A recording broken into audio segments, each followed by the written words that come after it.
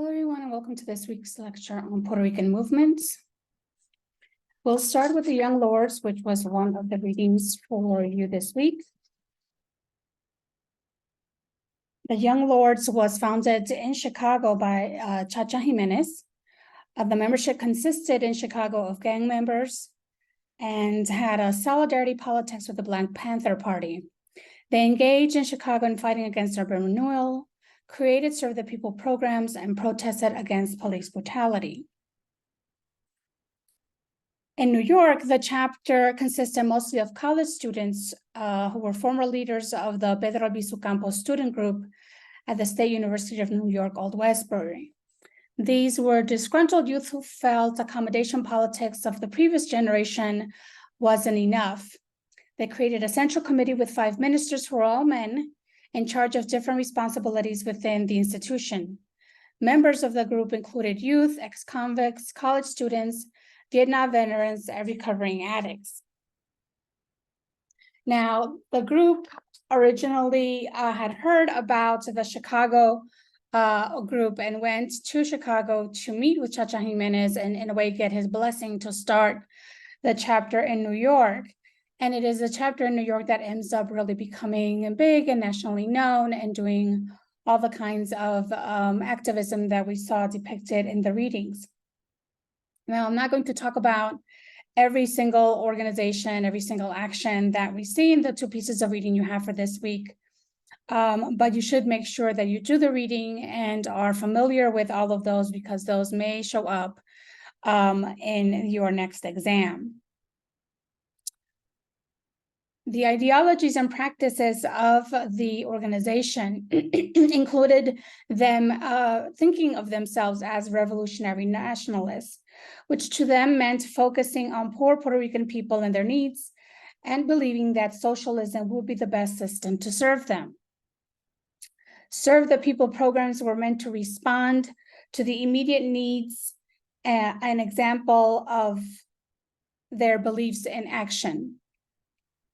They practiced what they called criticism and self-criticism, which entailed really being engaging in critical thinking about not just what was wrong with society, what were the issues that affected the Puerto Rican communities in the US, but also to be self-critical about in what ways did they were they complicit with some of the social issues that were going on, like questioning their own internal machismo, their internal homophobia, and so on.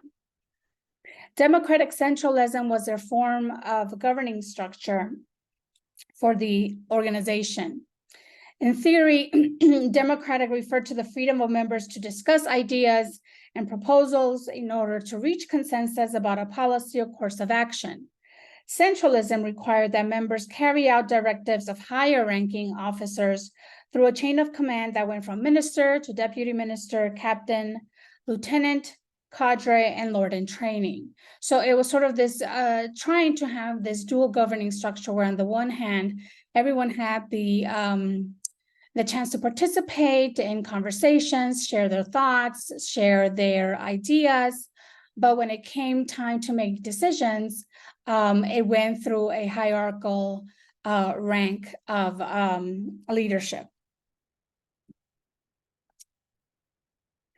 The organization created what they called the 13-point program, which was their platform that guided the kinds of activism that they engaged with. In this platform, they addressed gender, sexuality, and internalized race issues within the Puerto Rican community. They called for a socialist society and self-determination for Puerto Ricans. They talked about a right to armed self-defense and community control of institutions.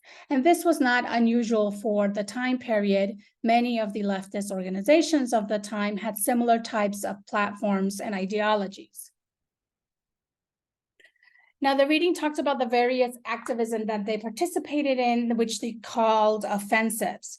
The first one that really launched them into the public eye was the garbage offensive, where the group wanted to address the issue of sanitation problems in their neighborhood in El Barrio in Spanish Harlem. They approached the sanitation department requesting brooms and garbage bags and cans so that they could get the community together to clean their own neighborhoods. Since the city was doing such a poor job at collecting trash in this area. But they were greeted with hostility and were not giving the brooms and other items they requested. This resulted in the garbage offensive, where they stopped traffic by spreading garbage in the middle of the street to bring attention to the issue. And so this ended up bringing visibility not just to the organization, but to the issues that were going on in the neighborhood. The People's Church offensive takes place when they take over the Spanish Methodist Church in their neighborhood, because when they approached the leadership of the church to try to use the space for a breakfast program for children, they were once again rejected. And so they end up taking over the church and create the space as serve the people programs. They offered educational and cultural programs, clothing drives, breakfast programs. And this takeover was instrumental in the creation of the Nuyorican arts movement, including what became a famous poem that came out of this movement, the Puerto Rican Obituary by Pedro Pietri. And so if you're going to compare it to, for instance, the Chicano movement, this would be the equivalent of the I Am Joaquin poem that made its rounds during the Chicano movement during the Denver Youth Conference. The takeover ends in a peaceful arrest of the young lords. They also were instrumental in bringing attention to health issues in the neighborhood. They went door to door, conducting lead and tuberculosis testing. They also liberated an X-ray truck in order to conduct some of these tests, which demonstrated that there was a big problem with lead poisoning and tuberculosis in the community.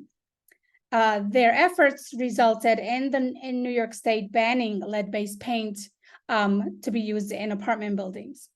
They also took over Lincoln Hospital, which was one of the hospitals that served Puerto Rican communities. They were successful at instituting the first teenage detox program. They also took over the hospital along with other organizations to address the horrible service provided by the hospital, which had been functioning in a facility that had been condemned by the city. They were successful at getting a new hospital built in the area eventually. The 1970 takeover of Lincoln Hospital was a militant assault on the realities of second-class citizenship executed with the Lord's signature style, and it succeeded in getting the attention of city officials. They also brought attention to the fact that a young woman, Carmen Rodriguez, because of the negligence of the hospital staff, ended up dying under their care. She had gone into the hospital to get an abortion, but was given a saline solution abortion, which was fatal for her because she had a heart condition, which was listed in her medical chart, but was not paid attention to during the procedure. And so this also became another rallying cry for the young lords to bring attention to what was going on in the hospital and the poor health care that Puerto Ricans in the community were receiving. Prison reform became another issue that they got themselves involved with. This takes place during the second church takeover, when one of their own, Julio Roldan, is killed or dies while under police custody. He had been picked up for loitering on a stoop in one of the buildings and was locked up overnight in one of the jails in the city. According to police, he had hung himself in his cell that night, but the young lords did not believe this. They found the death to be suspicious. They also had been involved with protests by prisoners within notorious prisons like Attica, where the prisons complained about overcrowded cells, daily beatings by guards, delayed trials. The prisoners ended up organizing the Inmates Liberation Front and affiliated themselves with the Young Lords and actually demanded that members of the Young Lords be part of the negotiation with the administration of the prisons.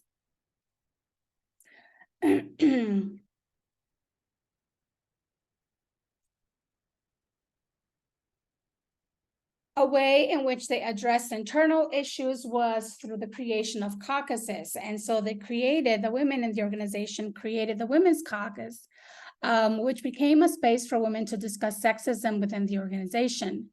They developed the idea of revolution within the revolution. As you recall, when we talked about the Chicano movement, how Chicanas were often split between supporting the Chicano movement and following the male leadership versus trying to bring in feminist issues within the organization. And a similar thing was experienced by Puerto Rican women in the Young Lords.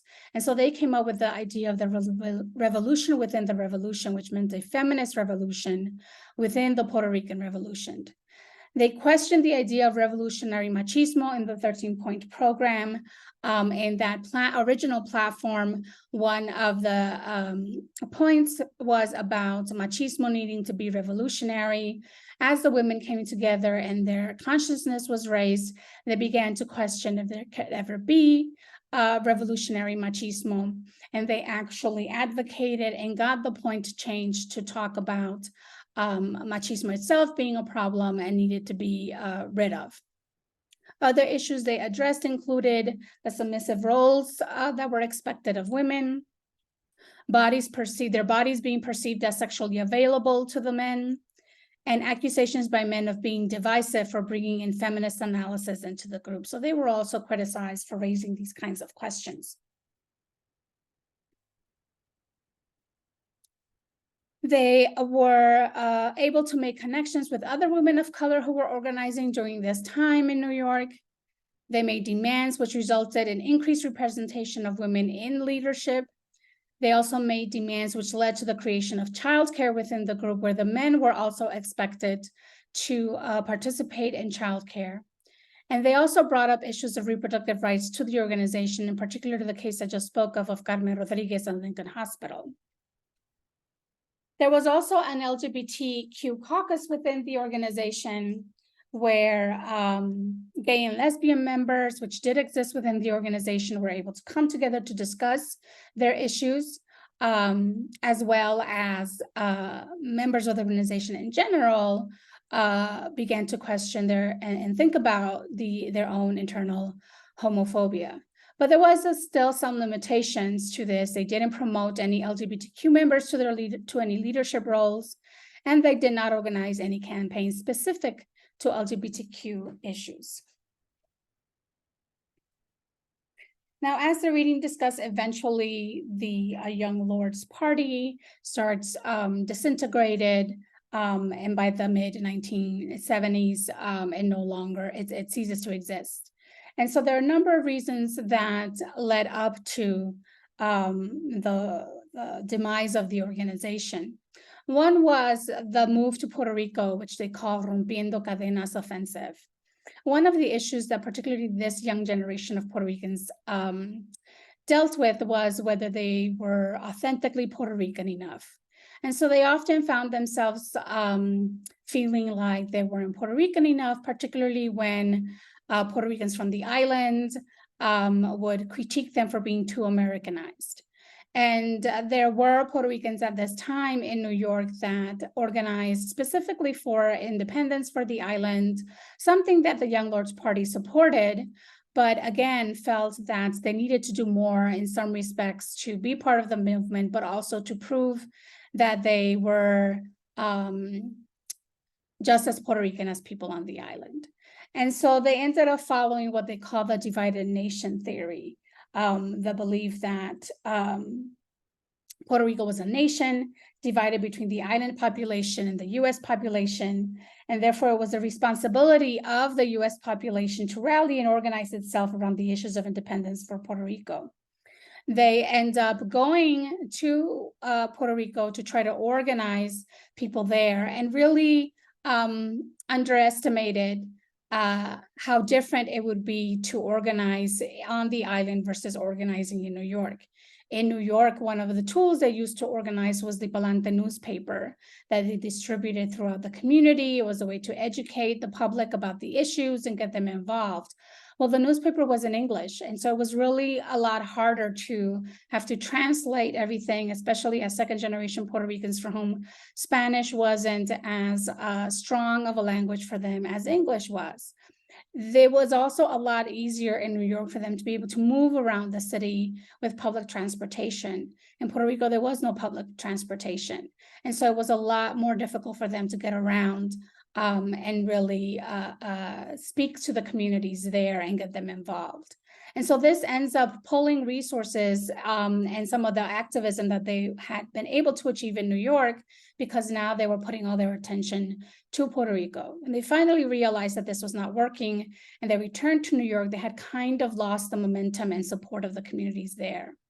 Another factor that ends up impacting the organization is something that we see happen to many other organizations during this time period of being infiltrated by the COINTELPRO program, the counterintelligence program of the FBI, by agents that would pose as members of the organization to create divisions within the group. These internal divisions also took place over the organization's focus. What should they focus on?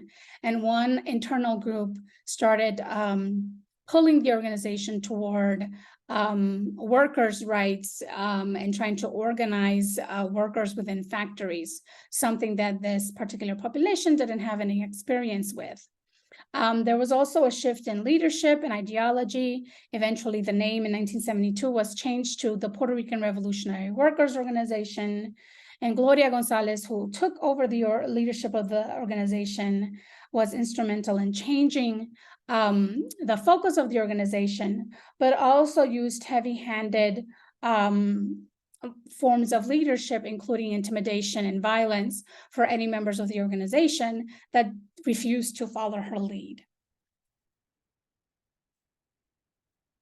But there's significant legacy that we still experience today from the Young Lords Party. They had the ability to tie together everyday issues with the legacy of US colonialism. They were able to make the connection between the poverty that Puerto Ricans experienced in New York, for example, to the colonial presence of the United States in Puerto Rico. Many of those involved in the Young Lords Party ended up becoming leaders in other fields such as education, health, workers' unions, and journalism. And as I mentioned before, an important area in which there continues to be an impact is in the Nuyorican arts movement, with institutions that still exist to this day, including the Nuyorican Poets Cafe and the Museo del Barrio. The other reading talked about quite a number of different organizations and leaders that existed during this time, and I will highlight a few of those here. One was the United Bronx Parents, which was founded by Evelina Lopez Antonetti in 1965. It was initially founded to oust a teacher who was sexually abusing children. They ended up creating a coalition between Puerto Rican and African-American parents in the Bronx and advocated for school desegregation, physical and curricular improvement of schools, motivating students to get college degrees, more Puerto Rican and Latino teachers, and challenged the practice of tracking students into vocational types of careers. Evelina Lopez Antonetti was dubbed the Hell Lady of the Bronx by a member of the NYPD brass. I think that gives you a sense of the kind of outspoken advocate she was. She fought for bilingual education and also took on Hollywood in protest of the film Fort Apache, The Bronx. This was a film that came out during this time period that depicted the Bronx in the most violent and negative way. And this was these people's community. And so many Puerto Ricans at this time organized to protest against the film. Another organization that was instrumental was the Puerto Rican Legal Defense and Education Fund, or PERLDEF, which was founded in 1972 in New York City. They were instrumental in bringing the case Aspida versus the Board of Education, which establishes bilingual education in New York public schools through the Aspida consent decree. They were also involved in the Lopez versus Dinkins case to enforce the right for bilingual ballots to be used in elections in New York City. They are eventually renamed in 2008 Latino Justice PearlDev. Another area of organizing, especially during this time period of the late 60s and 1970s, was around urban renewal. And this was sort of the 1970s version of gentrification, where many Puerto Rican and other Latino communities would be condemned, the buildings would be condemned, evictions would be enforced of families who had lived in these buildings for many years, and the buildings would be demolished, and either luxury high-rises will replace them, or other kinds of institutions would replace them as a way for supposedly make the urban spaces more profitable and more appealing. So Operation Move-In was a response to this, where Puerto Rican and Dominican Puerto Rican and Dominican individuals organized against urban renewal on the west side of New York City. The abandoned buildings were reclaimed by these individuals and their families who moved back in and refused to leave. The organization that brought together these folks was El Comité, which was a Latinx organization, ensuring that those from the neighborhood would be given priority for public housing. So in essence, what they did is they squatted in these buildings as a way to get the city to agree that any public housing that will be built to replace these buildings would guarantee that these families will be the ones who would benefit from that public housing. The squatters lasted 10 years until the courts decided that they could be given leases for the apartments in which they were squatting. Students were also another area in which Puerto Ricans organized during this time, similarly to how we saw Chicano students organizing throughout the West and the Southwest. The Puerto Rican Student Union was created in 1968 at a conference in Lehman College in New York, where Puerto Rican students gathered to discuss the repression of student movements at the University of Puerto Rico by the Puerto Rican government that was going on at that time. They also fought for open admissions in the City University of New York system, where it had been historically incredibly difficult for both African-American and Latino students to be admitted. They also fought for the creation of Puerto Rican studies departments throughout CUNY schools, and they also were instrumental in the creation of the Center for Puerto Rican Studies, which still exists to this day. It is one of the vital institutions for Puerto Rican scholars to use for their scholarship and their research. Now, a number of you asked in the discussion posts earlier about the status of Puerto Rico and what the debate, which has lasted for decades now, and why it is so complex, is because of how Puerto Ricans think about the different options and the limitations to their different options.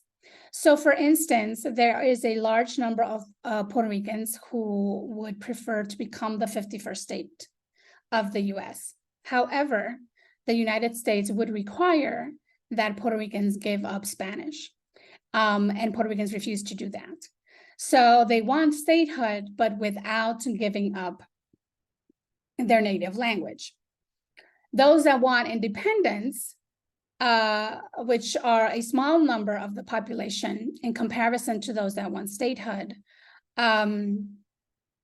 want to become their own nation, independent nation, But they do not want to give up American citizenship. They have seen, right, over decades, what it means to immigrate to the United States if you do not already have American citizenship. And because so much of the population of Puerto Ricans is essentially split, especially since Hurricane Maria, there are actually now more Puerto Ricans in the US than in the island. And so giving up citizenship, which would facilitate and facilitates travel, but also family unification, is something that they're not willing to give up. And of course, the United States would demand that if they're going to be their own nation, that they need to have their own separate citizenship. Commonwealth status is a status that they've had since 1952. And this was basically a compromise kind of status where they had more political autonomy, where they could vote for their own governor and make their own laws and so on, but was still economically and militarily dependent on the United States. Well, that has, over the last few years, become, is no longer economically sustainable. Some of you may have heard about the significant debt that the island has, is in addition to the devastation that hurricanes have carried out in the last few years. And so this Commonwealth status is starting to be questioned by many people because it has, the limitations of it have become very visible in the last few years. An option that people have talked about in the past is what they call associated republic. In this version, Puerto Ricans would have dual citizenship and will be able to engage in their own international affairs, which they're not allowed to right now. The US military would still provide security to the island, but their involvement would require consent and involvement by people of Puerto Rico. And after 25 years, they would renegotiate the relationship. Now, where this is all going to head is a mystery, quite honestly. As a result of the recent hurricanes, a number of legislators in Congress have tried to propose the discussion take place within Congress, and that some kind of definitive decision be made about the status of Puerto Rico, but it really hasn't gone anywhere. And given right now everything else that's going around in the world, this is not going to be a priority for the United States Congress. And it would require the United States Congress to approve any kind of status for the island. So that's kind of where we are with that particular issue. Another issue that's taken place in the island that has impacted Puerto Ricans in the United States is the Vieques movement. And this is a smaller sister island that is part of Puerto Rico that was essentially taken over by the US Navy a number of years ago, and has had a significant environmental and health impact on the people that live on the island. They essentially took over 2/3 of the island. The US Navy built a base there where they carried out practice bombing maneuvers, which has resulted in significant health and environmental issues. The cancer rates among residents were at 27%, and there was also higher rates of heart disease among the population of the island. The Pentagon would eventually admit that they had experimented with chemical weapons on the island, and that the island was littered with approximately 18,000 unexploded shells. In 2001, there was the accidental death of a security guard, David Sanes Rodriguez, who was killed by a stray bomb. And this galvanized the movement, resulting in national and international attention to the situation in Vieques, where many Puerto Ricans created protest encampments on the base and really forced the Navy to eventually withdraw from Vieques in 2003. Now, this, however, has resulted in long-term effects where the land that was being used by the Navy, a lot of it is polluted, it is unsafe, And so the cleanup bill is not being really taken up by the US government. So now you have this large chunk of land there that could have been useful to the people. But now they can't even walk onto it without risking significant health impact. So these are just some of the ways in which Puerto Ricans during the 60s and 70s and up to this more recent time period have been active and organized around a number of different issues, both in the United States and in Puerto Rico.